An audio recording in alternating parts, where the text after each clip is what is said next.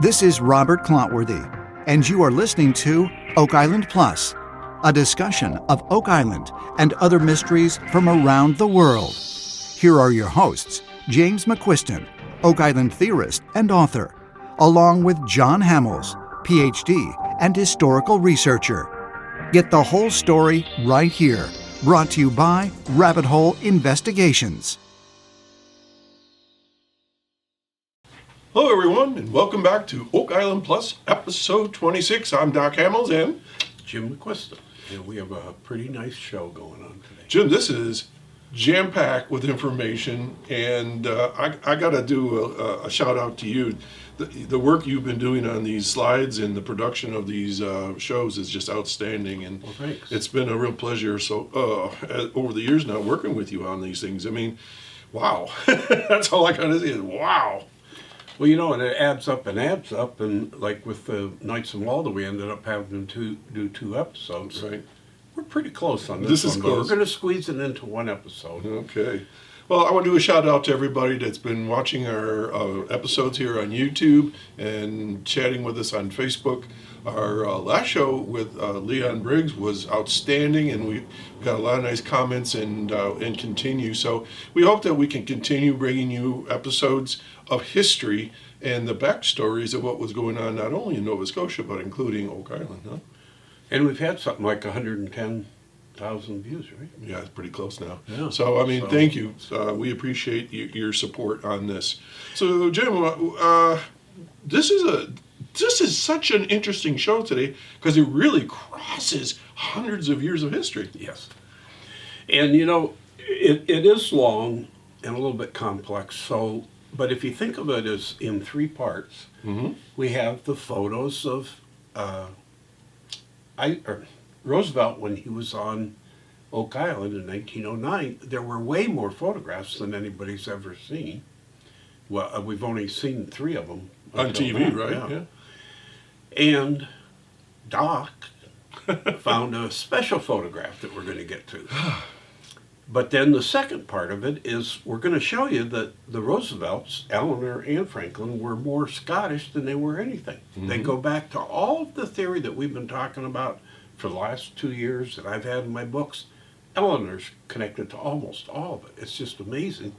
And third, we're going to tell you about a magical place called Merligish. And we have maps. We worked with a retired military detective Mm-hmm. up in Canada that helped us with it too.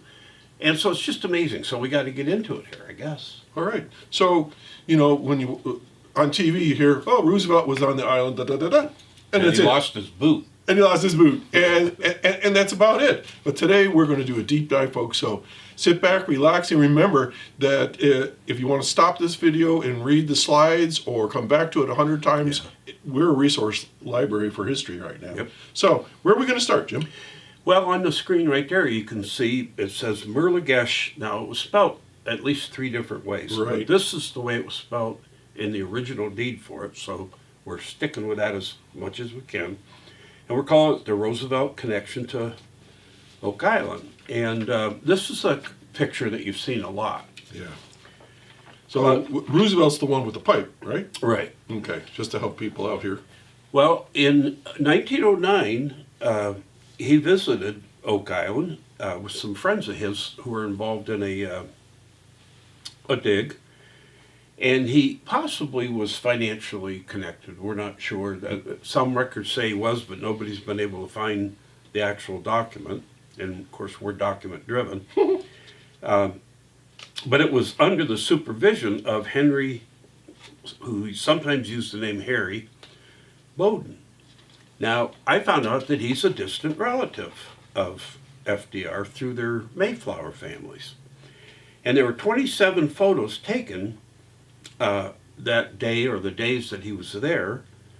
And this famous one that you can see on the screen right there, which we showed earlier, that's the only one that ever gets talked about. Mm-hmm. But Roosevelt, he's obvious in his white shoes, like you mentioned. Right. And the guy with the pipe off to the left, that's probably Duncan Harris. Some people say it is, others say it isn't. And he was on the island working with a lot of searchers.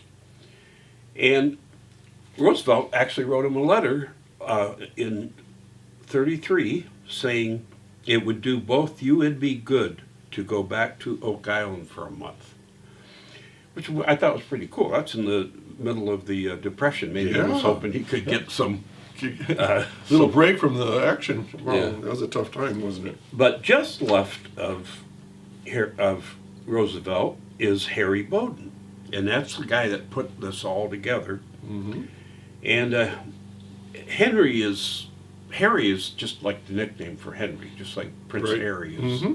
actually Prince Henry. And so we're about to show you that Roosevelt, whether he knew it or not, was visiting an old family legend, a place called Mirligish.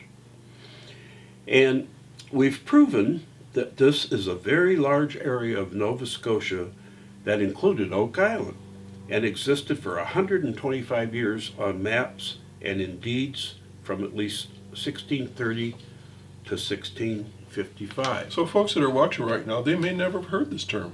Probably not. Okay. So this is an old term that's been around for a long time, but in modern days it's called something else, I assumed. Yes, Okay. the home bay, basically. But it's quite often said to be Lunenburg. Oh, okay. But we've shown that it, and with the help of Corey and the work that we did, we've shown that it was much bigger, much, much bigger than Lunenburg. Alrighty. So here's just the other three photos that you may have seen off other websites. And one thing you'll notice about them is they all have like a reddish sepia tone to them. And when I got these photos I got them from the Franklin Roosevelt Presidential Library and Museum. And they were all with that reddish cast to them. What that tells me is the same guy, probably the same camera, took them all and around the same time.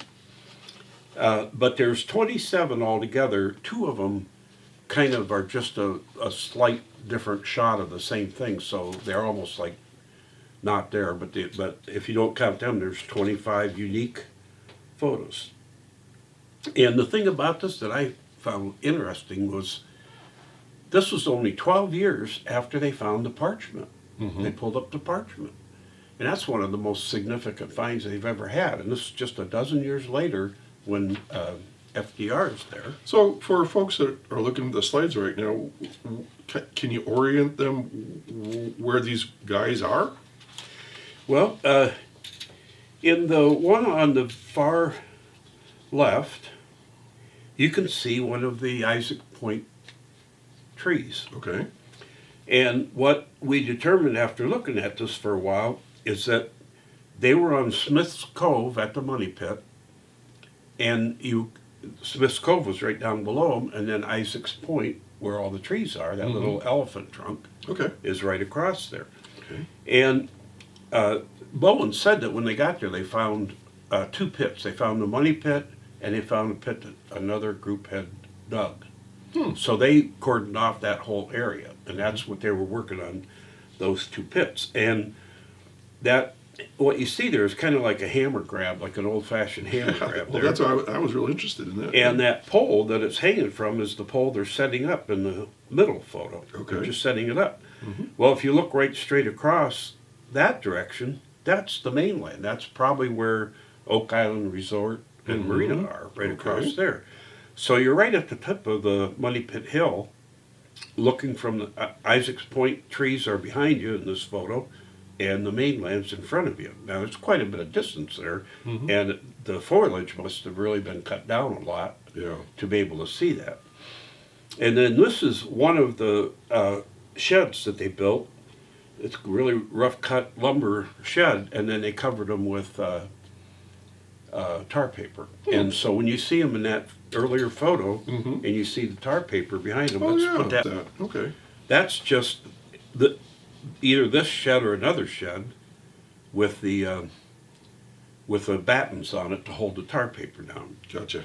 Now, if we go back to that shed, this is what's interesting, is there's 3 big rocks in the ground right there, and they're standing on them. And so if they could go and find those rocks, they look like they're embedded into the dirt. If they could go and find those rocks, they'd know exactly where that shed was. Exactly. I have feelings those rocks might have been moved around. Well, it might have with Gunfield. So we'll move on to the next one here. Now, these are a few more. We thought there's a lot of them. We didn't put them all in the show, but we thought these were particularly interesting because on the left again, you can see the 2 shacks. You can see the space between the battens shows you which ones they were standing, because one has narrower battens than the other. But what was really interesting is there was a flag flying above them, and we blew it up in that inset there, and it's a Jolly Rogers flag. Oh, they're having fun being pirates, huh? Yeah, they were having fun being pirates, and I believe it was Hedden wrote Roosevelt and said something about your old buccaneer days on Oak Island, so they were kind of making a game of it. And but this other one to the right is really interesting, because Bowden talks about how they had to bring all this machinery. They brought big boilers, they brought that hammer grab, everything. And then you hear about people coming as tourists. The guy that helped or tried to help save the Restalls, he was from Buffalo, he came on a tourist ship. That's right, yeah. So they had to land somewhere. And they weren't just running a boat up onto the sand and everybody jumping out, because how do you get equipment out of a boat doing that? Well, I'm not sure, but this building, where the arrow is pointing, that is almost exactly what they found on Smith's Cove Beach. It's just they have a word for those, but it's just a squared off area that you can balance a wharf to. And of course they found all kinds of wharf equipment and everything. And it's obvious that this is at low tide, because the 2 boats there. So this is 1909. Yeah, this is 1909. Okay. And those are relatively small sailboats. They're not like a ship, like would come across the ocean. So there's at least a chance that there was a structure like this where all the equipment and the tourists and everybody got off the ship, and then the ocean took it away, just like it's taken a lot of. So back then they were putting a lot of money into this project. Yes. I mean, this is significant to bring all that equipment and lumber and things there. Wow. Yeah, and that's the thing too. Some of the photos showed large stacks of lumber that they were using for these sheds. Well, you got to get all that there somehow. You're not going to be handing it to. You're in the boat. You're in a rowboat, and you're handing it over to the guy in the sand, and then he's throwing it up on the beach. You're going to have some kind of regulated way of doing this if you're going to take this thing. It makes one wonder too, when you watch the actual TV show. They find piles of lumber here and there. Yep. You know, that could be from these kinds of projects, huh? Well, there were other photos which we'll show them in various shows down the road, but there were also letters. There were 27 photos. Again, 2 of them were kind of almost the same. Looks like the guys moved over 2 feet and took another shot of the same thing. But there were 26 pieces of correspondence. And I just chose these because it shows that during that critical period in the country's history and in Roosevelt's presidency, he wrote, they're dated 37, 38, and 39. So right in the heat of the moment there, he's writing these. And the first one has a quote at the bottom: I have some interesting old photographs showing the work we did, and if I can find these, I will send them to you to look at. Well, that's what we're talking about, the photos that we're talking about. All right, so just for record, this is FDR writing to Hedden years later. Yes. Okay. Then the middle one, he's writing to Mr. Hamilton, who worked on the island quite a bit. And he says, "For I shall always be interested in that romantic spot." Wow. So he was all, from 1909 all the way up, and there may be a reason why. That's what we're going to talk about. And then the last letter, I'm squinting here to see it on my clipboard, but I planned to go to Mahone Bay, but the fog delay and the international situation made it impossible. Well, that was dated August 24th, 1939. Things are starting to heat up. And on September 1st, which wasn't very far after that, Mm-hmm. Germany invaded Poland, started World War II. So he was, even though it was, it might have been a release, like maybe I gotta watch The Curse of Oak Island tonight because everything else is going to heck or something, Sure. But, so this is where it gets really interesting, and I gotta hand it to Doc on this. Now, I had asked about these photos, and the very next day I got them. And I was in the middle of a work project, building something, and I didn't really have a chance to look at them, but I thought, well, I got to get them to Doc, so he knows. So I emailed him all the photos. I went back to my project. So by the time I get done with my project, he's like, did you look at that photo? There's a guy looking down the money pit. Mm-hmm. Well, this is it right here. So we have the well-known photo, and we know that FDR's wearing a white shirt and a thin tie. He's got his sleeves rolled up. Interestingly, he's got a spot on each pant leg that's either dirt or a rip. We're not sure. Yeah. We can't get in there tight enough to see.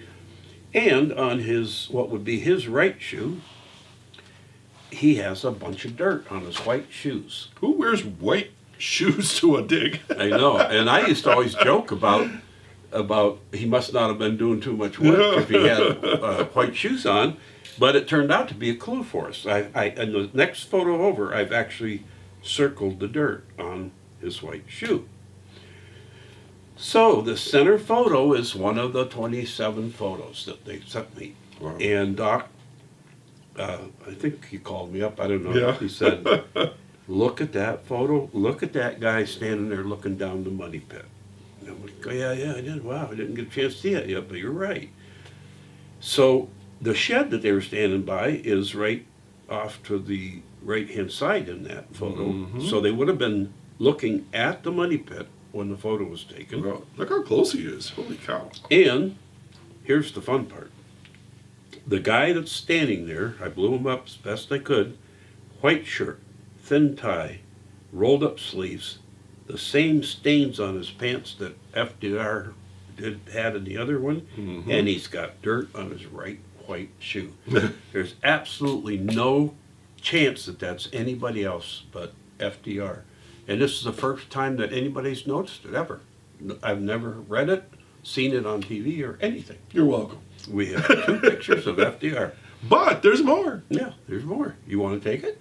Well, in the middle picture, or the large picture, we were so focused on who that guy was with the hat, and then I looked up and I thought, wait a minute, there's 2 ladies there, and a gentleman with some kind of a top hat. That was proper mining gear in those days. And I said to Jim, I think that's his wife, and I'll let you take it from there. Well, she had a white dress on. She had that, I guess you'd call it bonnet style. Mm-hmm. Hair, yeah. Yeah, hairdo that Mm-hmm. Elle was famous for. And so I looked online for Eleanor Roosevelt in a white dress, and I got one. So I put them side by side down in the lower right-hand corner, and we can't prove that, but the hairdos are identical.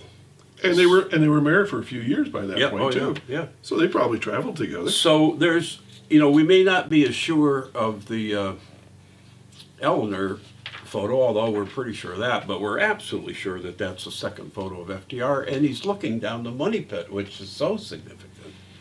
So nice job. Well, thank you. So when all's said and done, so what? Roosevelt was on the island. So what's the connection to all this? Well, now we're going to skip to part 2 of the show. All right, what's part 2? Part 1 went pretty quick, but it was All right. very interesting. All right. I'm sure you're going to want to go back and look at these photos. But it turns out that both the Roosevelts were descended from a guy named Klaus or Nicholas Van Roosevelt. So that name is Dutch, but they had a ton of Scottish blood in both of them, Mm-hmm. which nobody even would ever think about that. If they ever talked about Roosevelt, they say, well, he was Dutch. Mm-hmm. Well, on the maternal side, they were very heavy Scottish. And Franklin, for instance, he had connections back to some families, the Bullocks, the Irvings, and the Douglas of Tilquilly, which that's going to be significant in just a second, because Eleanor, she had a distant connection to William Alexander, which you pointed out on a genealogy chart. So the same William Alexander that founded the whole Nova Scotia. The whole Nova Scotia, yeah.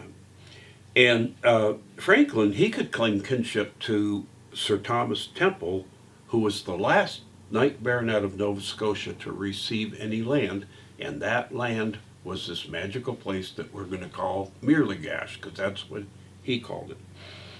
Well, these families of Franklin, they all were connected to Gilbert Ramsay, who was a Knight Baronet, and he was one of the first Freemasons, and the Ramsay family has run Freemasonry right up till today. The guy right now that's Grand Master of Scottish Freemasonry, he's a Ramsay to his mother, and they nickname him Ramsay. That's what they call him, Ramsay. And we've covered the Ramsay connection in other shows, but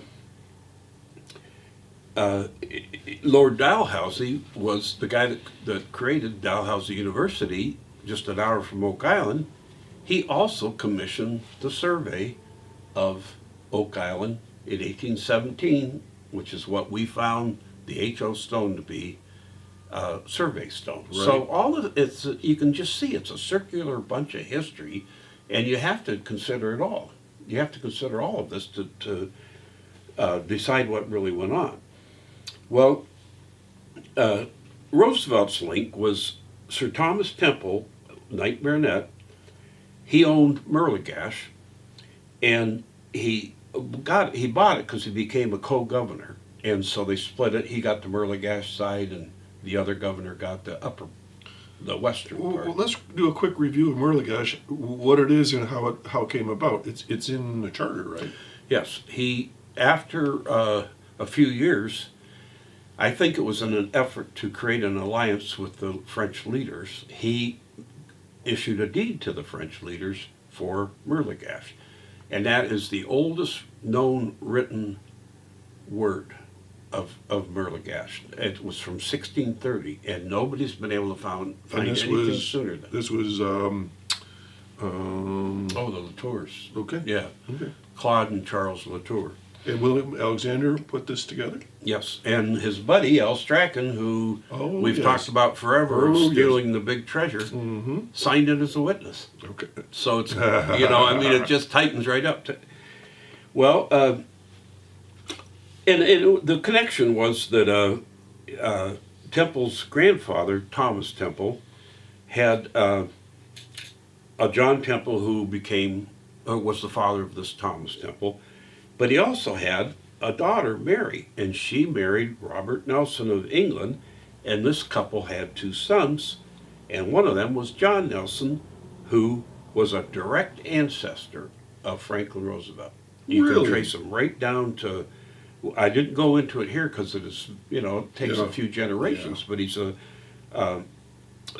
the point is that, and as far as the Douglases go, Eleanor was related to Douglas of Morton, who's in our story. His name might be on the 90-foot stone.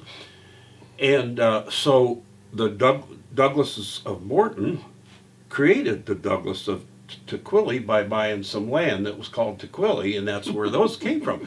So that proves that these 2 people, Franklin and Eleanor, were connected long before they were even born in Scotland with the Douglas clan, which was one of the kingpins to our Masonic conspiracy, and potentially being on the 90-foot stone.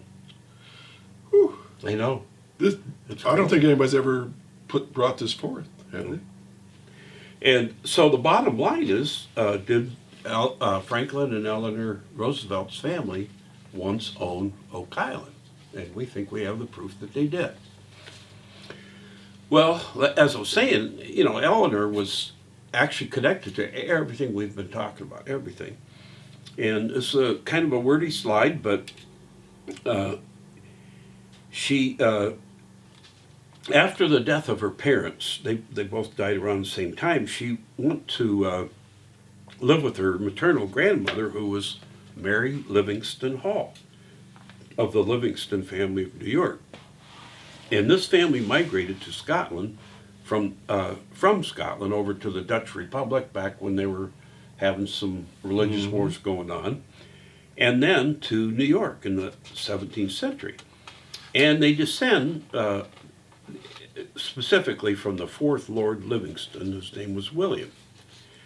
Well, William was the father of Alexander Livingston, the fifth Lord, who would follow him, of course, whose second wife was Agnes Douglas. Oh boy.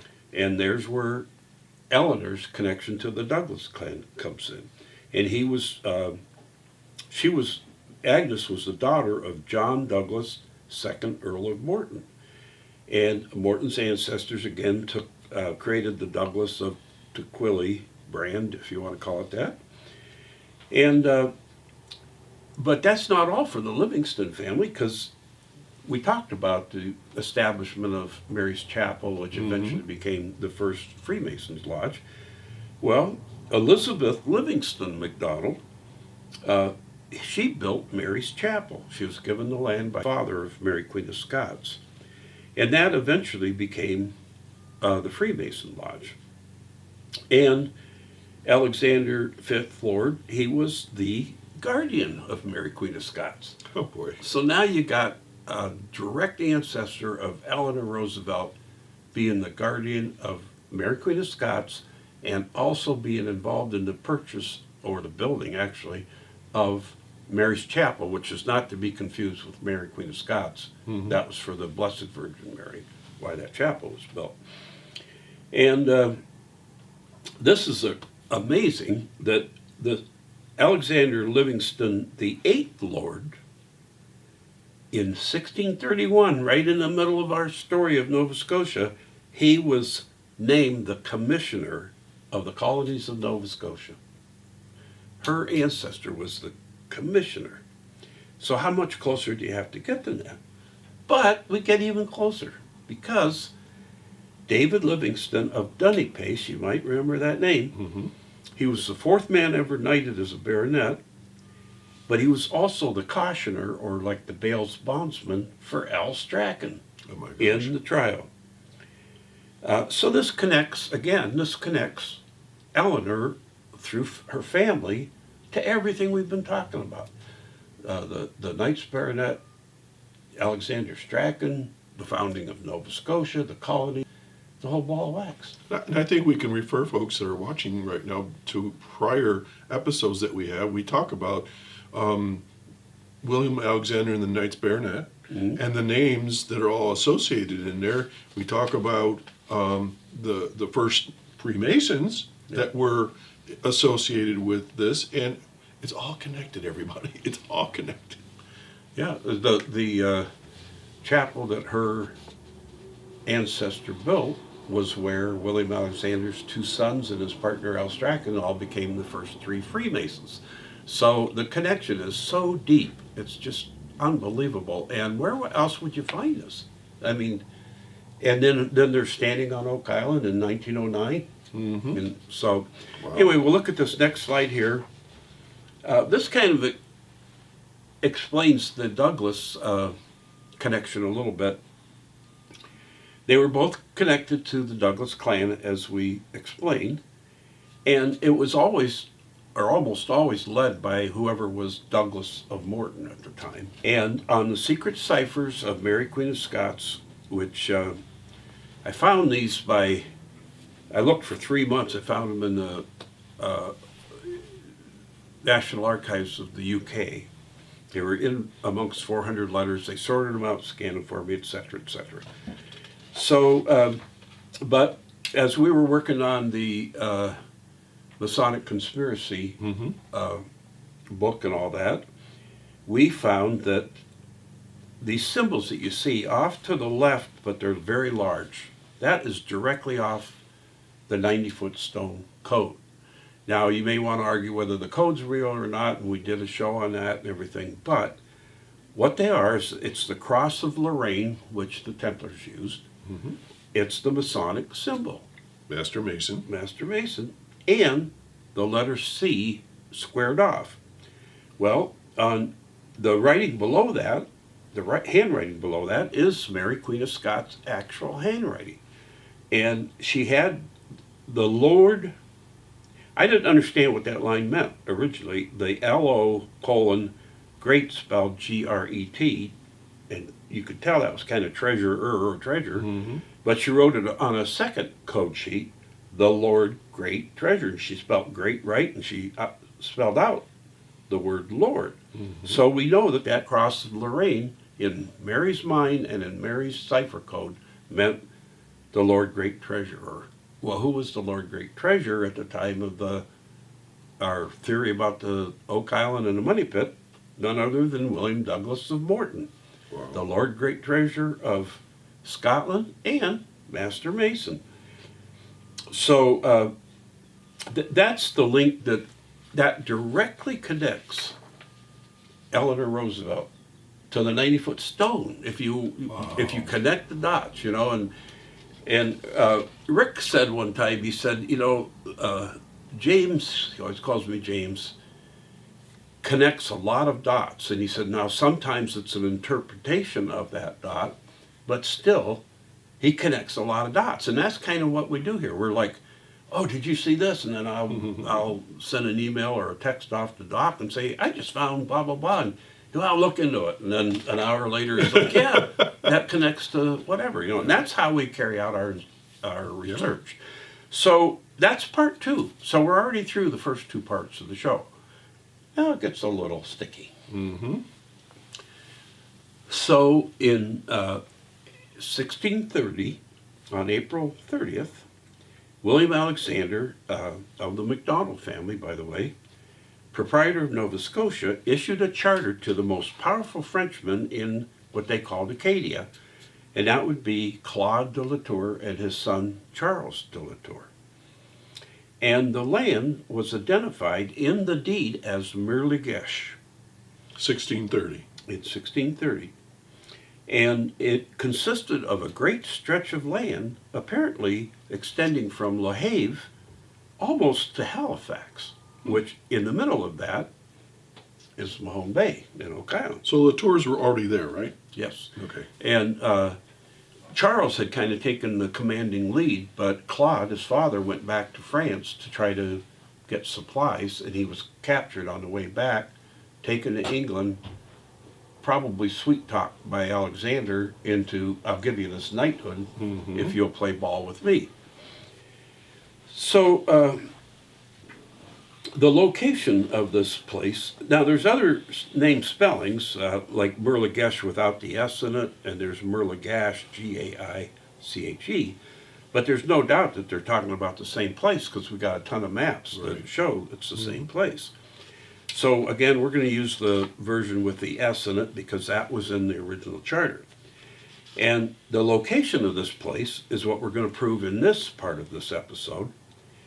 And in addition to its connection to Franklin Delano Roosevelt, which we'll explain, he took a lifelong interest in the Oak Island treasure hunt. And following up on a question from Oak Island's Doug Kroll, he said he had somebody translating some French for him, and he said, this lady says it sounds like it's Gaelic. So I went in and looked. I found over 1,000 years ago, and even in current Gaelic dictionaries, that Mir means a part of, and Lagash means a league. So it literally means part of the alliance. And we know that Alexander was making an alliance with Claude and Charles de La Tour. So you don't have to stretch it out to be something that it isn't, because it's plain as day what it is. So he's the first person to record it, and it's often said to be a Mi'kmaq word. We're not ever trying to take anything away from the Mi'kmaq. Lord knows they had enough taken away from them. Doc found that they called it, how would you say it? Oh boy, Melagaic? Melagaic, something like that. But you can refer to the same thing depending on what's your reference point. So the Scottish would have called it one, and the Mi'kmaq would have called it something else, but it's the same thing, right? And most people, try to say that it's only Lunenburg, but we're going to show you why that's impossible. So I actually found the transcription of the original charter, and just to explain, back then, there wasn't like an established government in Nova Scotia yet. I mean, they were still just settling and bringing in people. But there was in Massachusetts to some degree. So they would take the charters down to Massachusetts, who cooperated with them quite a bit, and they would enter them into the deed books there for, as you do any deed. So this is the charter, and he wrote this in London at his Covent Garden estate that we talked about a lot. But he wrote it in French for the sake of the Latours, so that they could understand what they were getting. And we have a transcription of the, not just this handwritten one, but we have an actual typewritten transcription of it to refer to. And it states particularly in there that this deed was, quote, made and passed in Martin's Lane near unto the city of London. Well, we tracked William Alexander down to living in Martin's Lane, amongst 3 different places he lived around Covent Garden. And his partner, L. Strachan, who we've talked about ad nauseum in the past, signed as a witness. And oddly enough, the deed was witnessed by 3 notaries. The first notary witnessed that everybody signed that deed, and the other 2 notaries witnessed that notary signed that everybody did, because he didn't want any ambiguity in this deed. He knew it. He probably thought it would be challenged, and he wanted this to be like a gold seal. Yes, a gold seal. So this is the key part. This proves everything right here, because the Mirligash deed describes that region as, quote, following along the said coast unto Mirligash, near unto and beyond the port and Cape of La Have, drawing forward 15 leagues within the lands and the seas. And you can see the transcription right below it. Well, we're going to show you maps, but 15 leagues beyond La Have goes way beyond Mahone Bay. It almost gets you up to Halifax. And when it was posted in the deed book, it had to be translated. They wanted to translate it from the French into the English, so they got a gentleman that was bilingual that could do that. But just to make sure that he did it all right, they had a second man. They were so perfect in what they were doing back then, because they had a second bilingual man sit there and look at his transcription and sign an affidavit saying, yes, he transcribed the deed correctly. So all efforts were taken to make this deed, number one, notarized when it was drawn, and then transcribed with 2 bilingual men looking at it. So there's no reason not to trust the deed. So at this point, the father Latour becomes a knight baronet. Yes. And as we know, they were the ones back in the 1620s and early 30s. They were developing Nova Scotia, Yes. and this particular area of Mirligash includes Oak Island, correct? Yes, for all intents and purposes, and we're going to go through some maps to prove that. And so this will be the first map we choose here, and this was done by Jacques Nicolas Bellin, I guess that's probably how it was pronounced. And it's just one of several maps that we have, but it had a legend across the bottom for miles. Now we're assuming that's nautical miles, but it wouldn't matter because it's not that much difference between a nautical mile and a mile in longer distances. So I took off the legend, part of that legend, to clip off 45 miles, because 15 leagues back then, a league was 3 miles. So if you're going by nautical miles, that would be 45 miles up. Mm-hmm. And that next big bay that you see on the right, that's Halifax. But the bay where the arrow is, that's Mahone Bay right there. And we know that for two reasons. It leans to the right, Mm-hmm. which Mahone Bay does, and Lunenburg leans to the left. So we know it's not Lunenburg. Lunenburg's much smaller than Mahone Bay too, but also has a river going inland. Right. And Mahone Bay actually has two rivers, East River and Gold River going inland, but Lunenburg doesn't have any rivers. So it describes, again, drawing forward 15 leagues, a league equaled 3.45 land miles, but again, they're traveling by ship, so it has to be nautical miles. And what's interesting here is the dot, where I have the upper arrow, Yes. that is at a place that's named right on the map as Merlegash. Right. And if you look at where that's on a modern day map, that's Chester. It's not Lunenburg. It's Chester, which is right off the shoreline from Oak Island. Okay, and this goes back to 1744, 45, right? Right Yeah. in that range? It was drawn in 44 and published in 45. Okay. So you have a right-leaning bay, which Mahone Bay is. You have a river heading inland, which Mahone Bay has. And so this wasn't the only map that we found like that. We found, well, we have to also credit Corey Taylor. Again, he's a Canadian, he was a detective for the Canadian military, and he's retired now, but he's really studying this subject deeply, perhaps more deeply than we are, but he freely shared his information with us. So Doc was finding maps, I was finding maps, Corey was finding maps, and all these maps are pointing to the exact Same thing. So this particular map, the 1684 map, I got this from Dalhousie University, one of the most prestigious universities, and it's just an hour from Oak Island.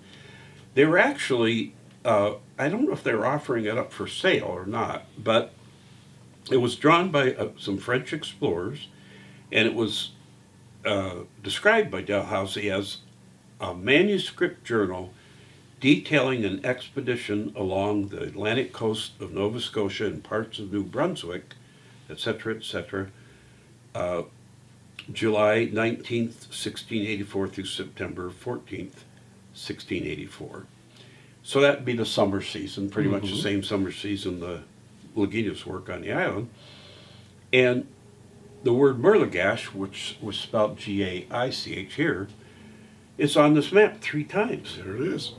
Number 1 is in the paragraph when it mentions La Baie de Merlegash.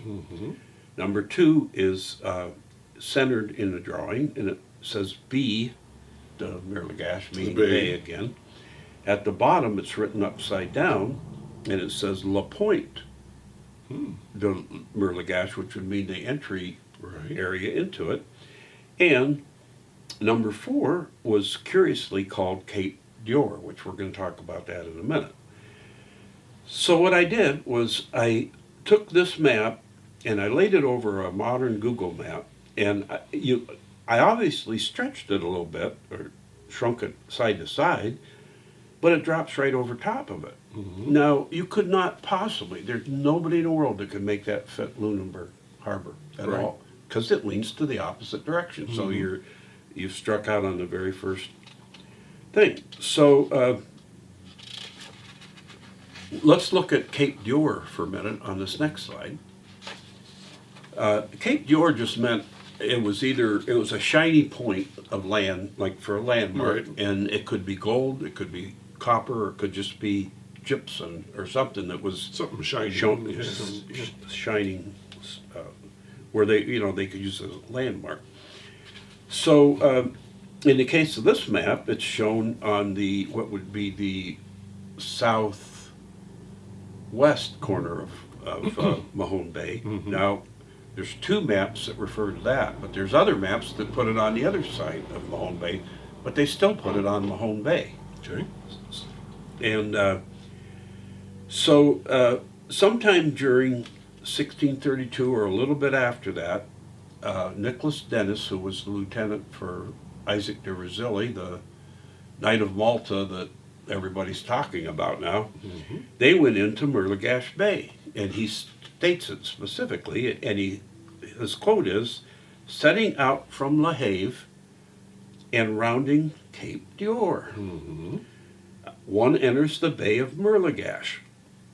All right, so now that's saying that he entered this actual one that the French explored in 1684. And this is 2 years after William Alexander granted this area to the Latours. So this is only 2 years old. Yeah. Yeah.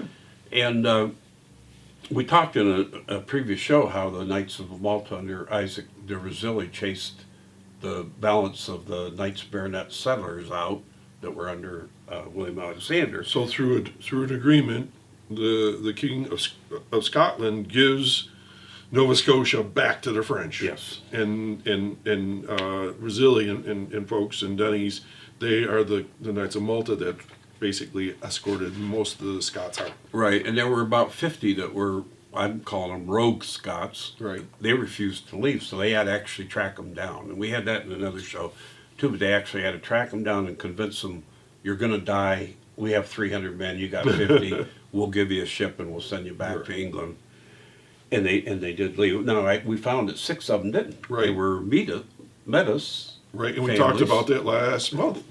They married into the Mi'kmaq culture and moved into the Mi'kmaq culture. The ghosts of Nova Scotia. Right. Yeah.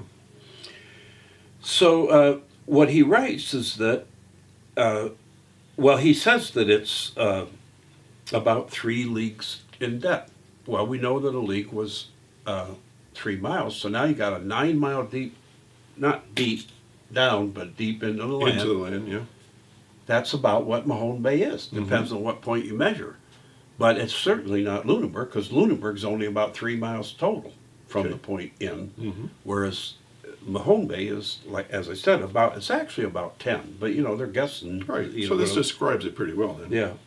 And then he talks about them finding Mirligash River, which again Lunenburg doesn't have a river, but Oak Island has 2, Mahone Bay has 2. And so he has to be talking either about Gold River or East River at that point. Well, Lunenburg, again, is not full of islands, like Deddy said, and it does not have a river, and it's not 3 leagues long. So we're certain beyond any reasonable doubt that Mirligash at least included Mahone Bay, but it may have been just Mahone Bay. Right. So I'll let you talk about this next thing, because you were heavily involved in it. Well, we got involved with the whole concept of Mirligash, and we found 3 different references in 3 different languages. Yep. One in English, one in French, and then, of course, my favorite one is in German. Yeah. So we know that Nicholas Denys describes Mirligash was written in French because William Alexander wrote the agreement in French. And it says basically, there's a reference in 1745 at Mirligash, 5 leagues east of Le Have, and so on. So there's a French connection. And then in English, we have Edward Cornwallis, who was the governor at the time of Nova Scotia. He first made a side trip to Mirligash in 1749, and he says the following: "We came to anchor in Mirligash Bay, 10 leagues, as you mentioned, to the westward, or from Halifax Bay, where there is a French settlement." So, Jim, how many years is that? 1630 to 1749. That's almost 150 years or thereabouts of people referencing Mirligash, right? Right, and we had the 3 French notations, Denny's, the original charter, and this partnership, Beauharnois. See, this is why we skip over a lot of names in Hocart. that their letter was dated 1745. Mm-hmm. Then we have the English one dated 1749, which is pretty darn close. And then referencing our retired friend from the military investigator, Corey Taylor, while doing his own investigation in Mirligesh, discovered that Cornwallis's ship's logs place him just northeast of Oak Island near Chester for 3 days. It was very fascinating when he was telling me about that, because he said that there was charting of the depth. Mm-hmm. And he said, taking everything into consideration, the only place they could have been setting was in that spot just off Chester and right next to Oak Island. Right. And so not only do we have French and English, but we have a version of this in German. And I have a very good friend, Dr. Rudolf Gaspari, who lives in Germany. And so let's see what we have here. So we found a German report on Mirligesh, and this German writing was translated by my friend Rudolf Gaspari, who lives in Germany, and also by an Oak Island theorist that you're familiar with, Jack McNabb, Yep. who moved from to Austria from Nova Scotia. The translation basically reads, and they both concur on this, Yes. as we know. This is what it says in German. You arrive at a river named Mirligesh, where the Indians in spring bring their furs, which we talk about all the time, along with their canoes. The bay extends very far into the country. When you go up the river, you discover on the left-hand side, 2 nautical miles long, only small gypsum mountains. In this vastness, you encounter 2 other rivers. Like a fork, they flow into the Mirligesh. These rivers come from distant lakes where the Indians kill a lot of beavers. And as we know, beaver pelts was a huge industry in those days. And we talk about where the Mi'kmaq come from up above the rivers in their winter residence, and they come down the rivers in their canoes to trade the beaver pelts. Okay, so basically Gold River near Oak Island is actually fed by the 2 rivers that we mentioned to New Ross, and there are gypsum deposits along this river, though they've never been mined. Denny's also notes that the Mi'kmaq, as we mentioned, brought beaver pelts down to the Mirligesh River. And it's interesting, we talk about Mirligesh River, and Mirligesh Bay. So I mean, this whole area is referenced there. Well, actually, and then the town. Yeah. The town, which apparently was right near Chester, if not Chester. Well, what we did on the slide, and hopefully you can see our work, because it's quite a bit involved here, but we have all those references of distance. We have, we have Alexander's 15 leagues, and that's at the bottom of the map. You'll see a light blue. That was the 5-mile legend that was on the map. So all I did was duplicate across the bottom. LaHaye's on the left-hand side. That would take you all the way over to just about to Halifax on the right-hand side. And what's above it? Mahone Bay, St. Margaret's Bay, Lunenburg Bay. The red bar shows Cornwallis's 10 leagues from Halifax up. Now he would have had to go down around, I think it's called Sambro Island, that's down at the point there. Mm-hmm. But still, he would be nowhere near Lunenburg, which is way off to the left. He would just be coming into Mahone Bay in that many leagues. The white bar shows Denny's 9 nautical miles from what would be considered the edge. If you take those 2 points and draw a line, which I did there, going into the bay, that's about 9 miles, and you end up right at Oak Island and Chester.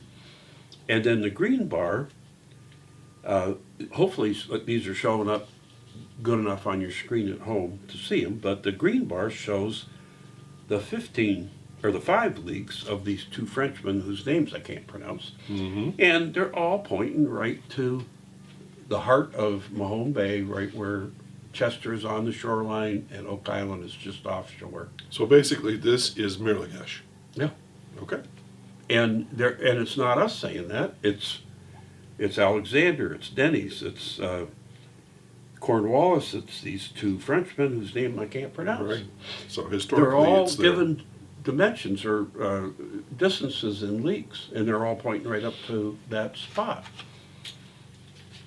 So on this next slide, which we just call more proof, down in the lower left, that's a modern map.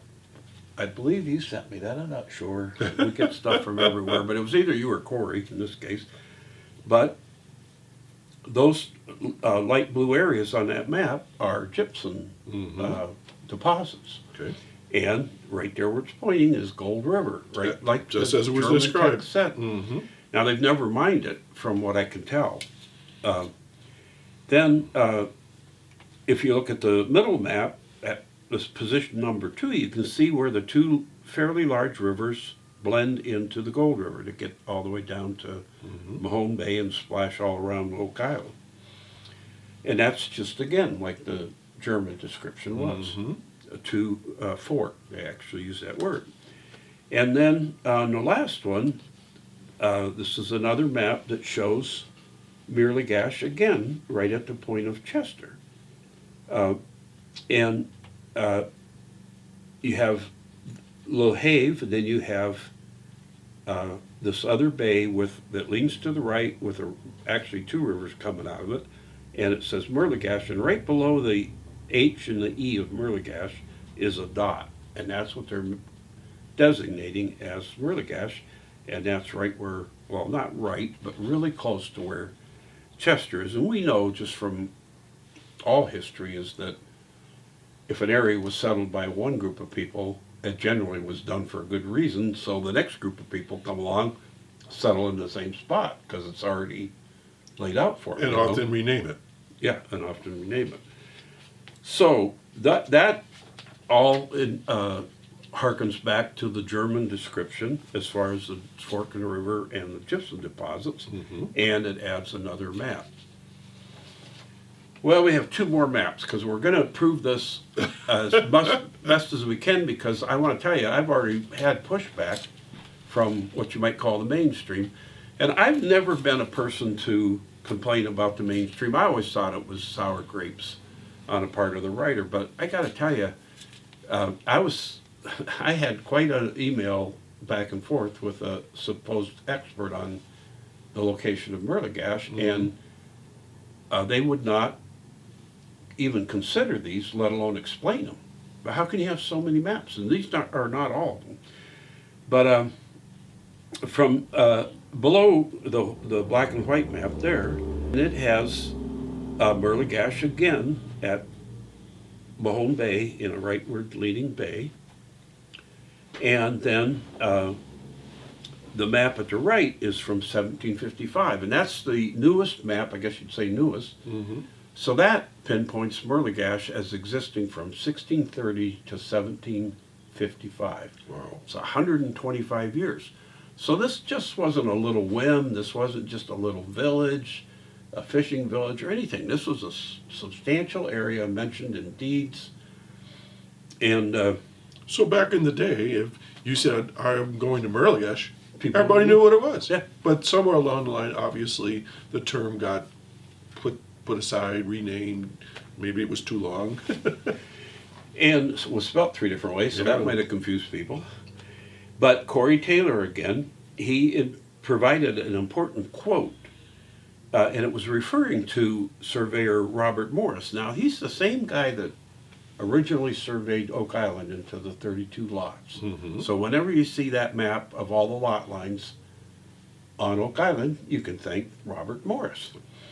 Well, in 1752, the Council of Nova Scotia referred to Norris by saying Mirligash by St. Margaret's Bay in a quote about Morris.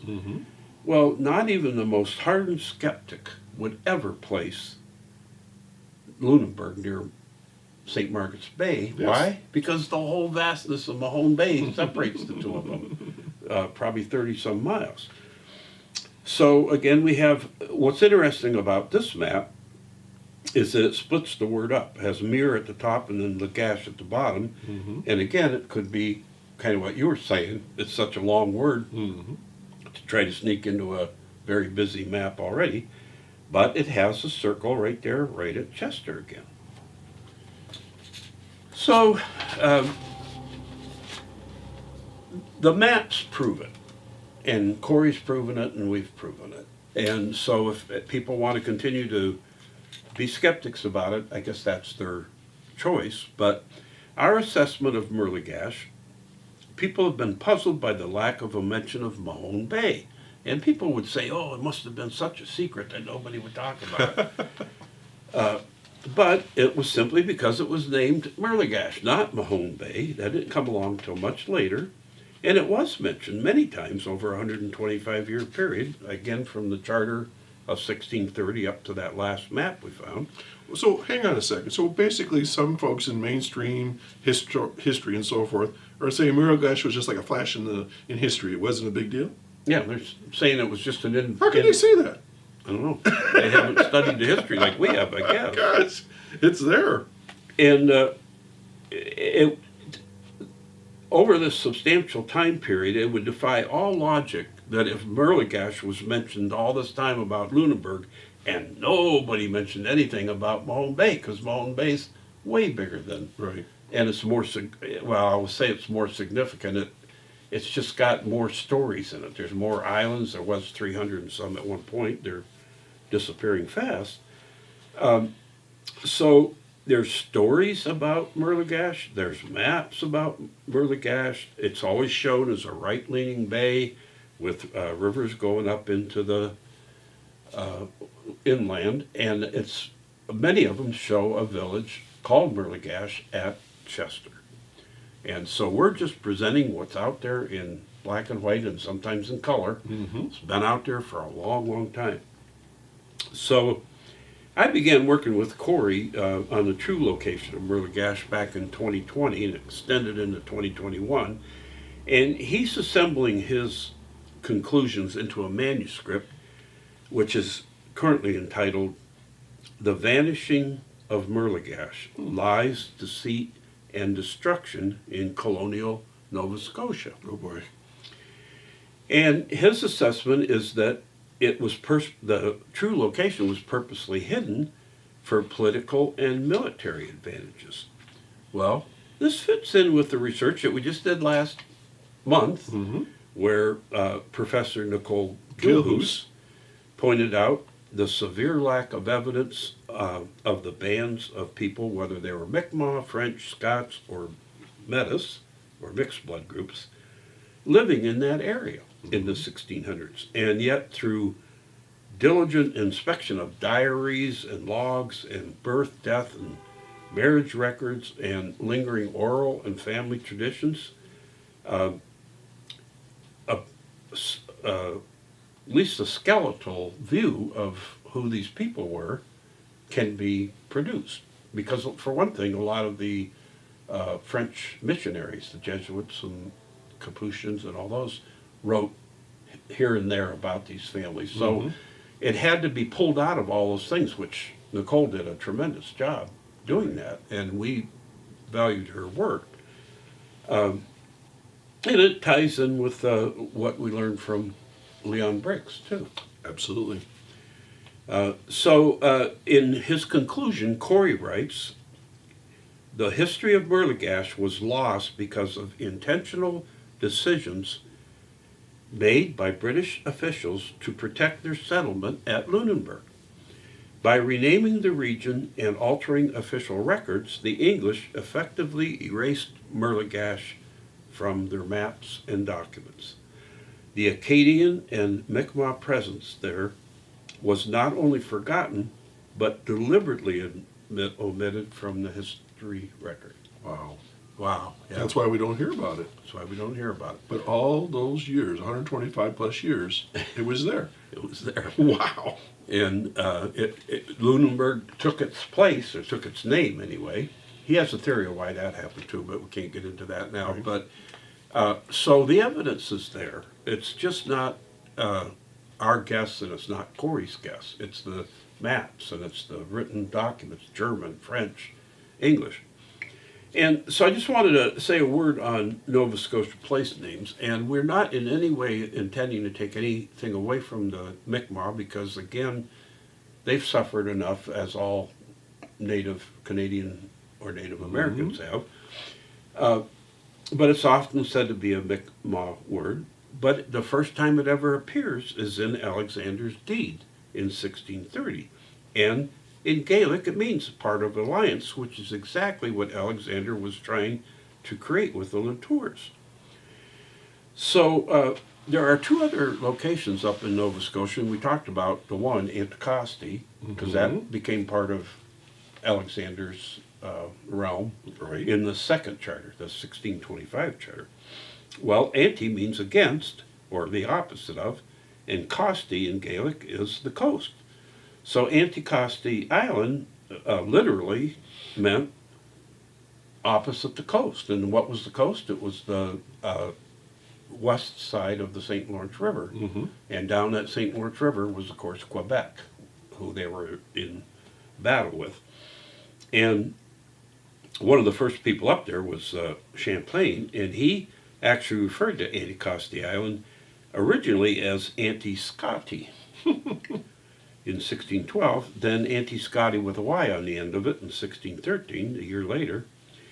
Then he spells it Anticosti, not Scotty, but Anticosti in 25 and Anticosti in 32. This what makes historians crazy. When they keep changing the names. That's why I kind of started laughing there for a second, because it was like constantly, that's where people get lost sometimes. Yeah, go ahead. Well, interesting, 1625 was when it was added to Sir William's realm. Right. In the second charter, and 1632 was when the French kicked the Scots out. So these are key dates. That's probably why he was mentioning it. But Scotty happens to be the root word for the word Scotland, because Scotties were raiders that came to Scotland, and they created their land, or they claimed the land, and it became Scotland. So it could have been named by William Alexander because he was given a commission in 1609, which was when he received his knighthood, and in 1611 to check on the fur trade in the New World. And there's no written evidence that he was there, but King Charles in 1626 noted that Alexander had traveled to and surveyed New Scotland. So he's given him specific credit for traveling there and surveying it. Well, Alexander wrote that he remembered nothing as fondly as America. Right. Now, just taking them at their word again, why would Alexander say that? I don't remember any spot that I've not been with fondness. And the king, if the king said I went to Brazil, I went to Brazil. He's the boss. So there's another town called Antigonish, and Nish is a word that means like a bay, a trading bay or a bay. And the largest Highland Games outside of Scotland are held there each year. And the emphasis has to be on the nish when you say it, Antigonish. And it's said to be the Highland heart of Nova Scotia. And the probably came from the same anti and Anticosti. So we have to figure out what Gadish means. Well, we already know what nish means because of the Trotternish Peninsula in Scotland, on the Isle of Skye, Scotland, where my family was from.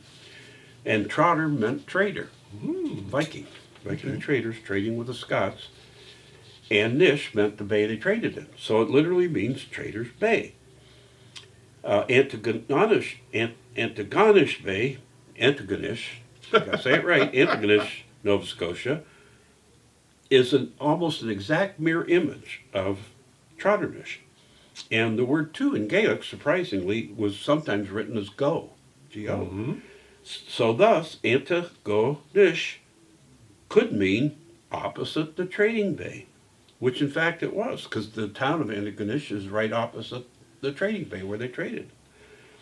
So the idea that Merlegesh is a Gaelic word definitely needs to be explored. I mean, we present a lot of stuff on our shows, but we're doing it so that other people can comment. Other people, Right. We're hoping that people in the upper echelons of history in Nova Scotia take note of all of this.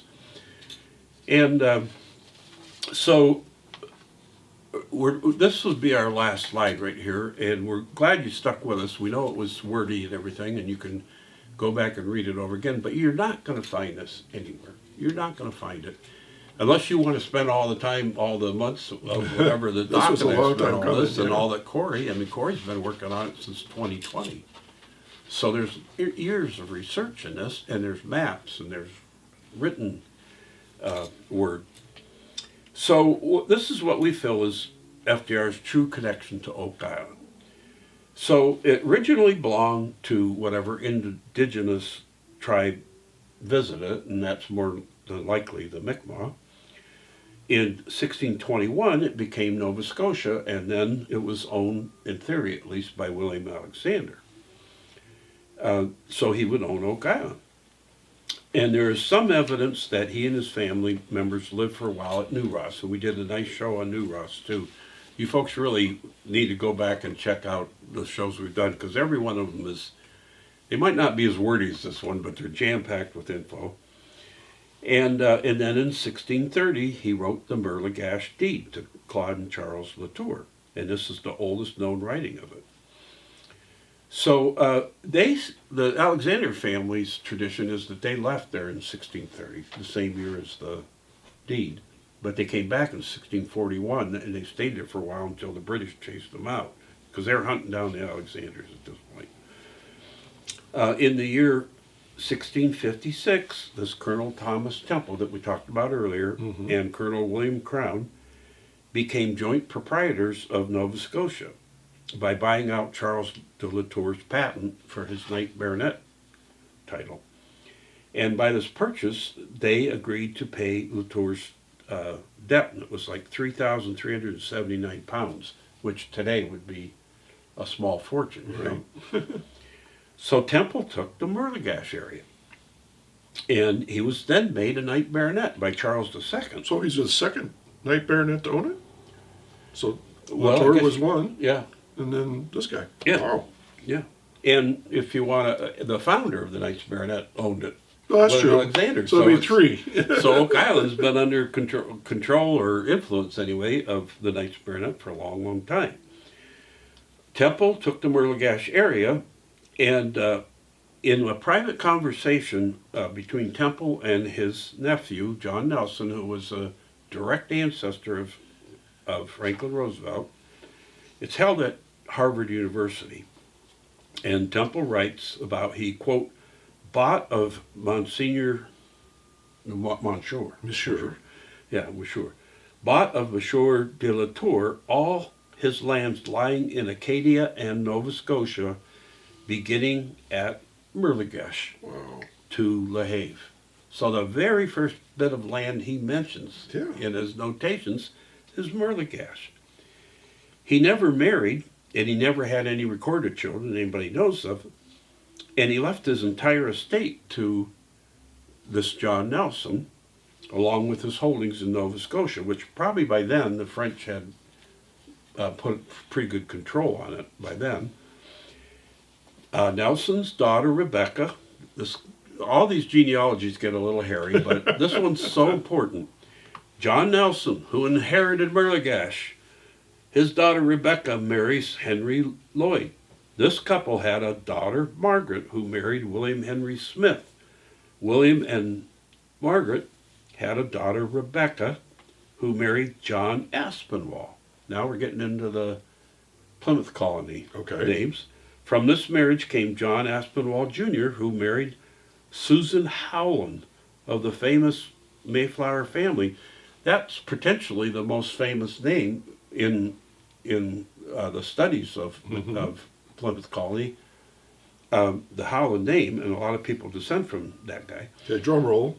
And their daughter Mary was wed to Isaac Roosevelt, the grandfather of Franklin Roosevelt. Wow. So, you think, well, that's a lot of generations. Well, my family goes back. We know when we came to America in 1735. We know all kinds of stuff. And we know what happened in Northern Ireland before we came here. And we know what happened in Scotland before we came here. And we're just a little podunk family that nobody ever heard about. Everybody's heard about the Roosevelts. They were rich before he ever became president or whatever, so of course they would know their family history. So it's our conclusion that in 1909, when Franklin Roosevelt went to Oak Island, probably with Eleanor, because she was involved in all this history too, they were visiting an old family legend, Merlegash and Oak Island. Wow. Wow. So it's all connected over hundreds of years. Yep. And the Roosevelt family goes way, way, way back through different names and through charts. And if anybody wants to go, look up either Franklin or Eleanor and look at their genealogy, and you'll see all the names that we're talking about there. It's there.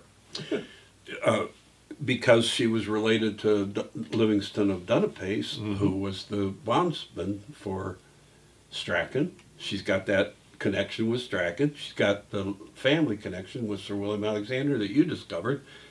Her ancestor built Mary's Chapel, where the first Freemasons met eventually, years later, but met there. One of her ancestors protected Mary, Queen of Scots. He was her guardian. Everything. Oh, and then one of her ancestors was the commissioner to protect the colonies in Nova Scotia. So this is like not just full circle. This is like around and around and around, you know. So.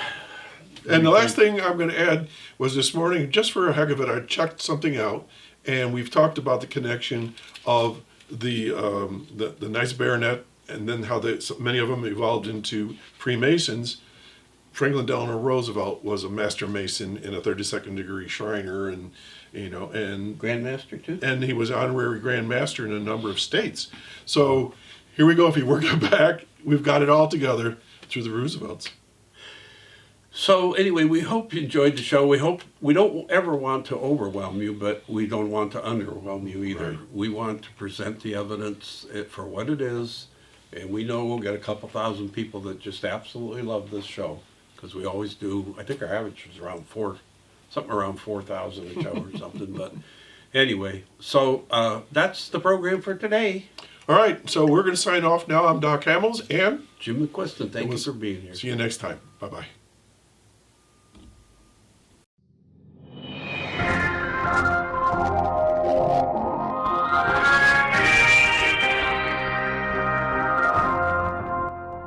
This is Robert Clotworthy, and you have been listening to Oak Island Plus, a discussion of Oak Island and other mysteries from around the world.